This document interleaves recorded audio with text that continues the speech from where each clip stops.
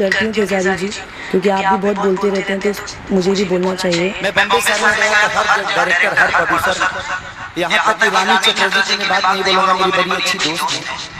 जब मेरी पहली सिनेमा आई थी पुरानी। जी दोस्तों, खेसारी लाल खुद रानी चटर्जी का बुराई करते हुए स्टेज शो पर दिखाई दे रहे हैं।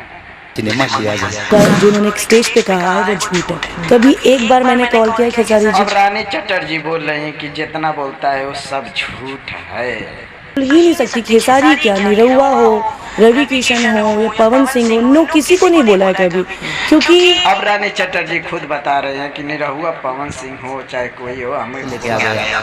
आज आप लोग के प्यार से वही रानी चटर्जी खेसारी से काम करने के लिए कहते हैं कि अच्छा कोई सिनेमा तय है कि अगर मैंने ऑब्जेक्शन लिया होता तो खेसारी जी नागिन में कभी कास्ट नहीं हो पाते मेरे साथ। तो प्रोड्यूसर ने कहा कि खेसारी को बोलता है कि रानी चटर्जी तो अब खेसारी लाल भैया खुद बोल रहे हैं कि रानी चटर्जी बोल रहे थे कि खेसारी जी कुछ अच्छा बढ़िया काम किया जाए।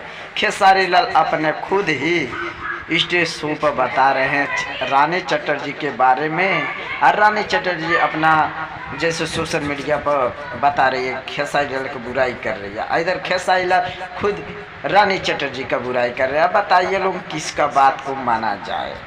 तो भैया हम एगो बात बता दी, रानी चटर्जी बोला तरी खेसारी लाल जितना बोलता है सारा झूठ है। आ खेसारी लाल बोल रहे हैं कि जब मैं मुंबई में गया था तो रानी चटर्जी प्रोड्यूसर से बोला कि ये ऐसा हीरो कहाँ से आप पकड़ लाए।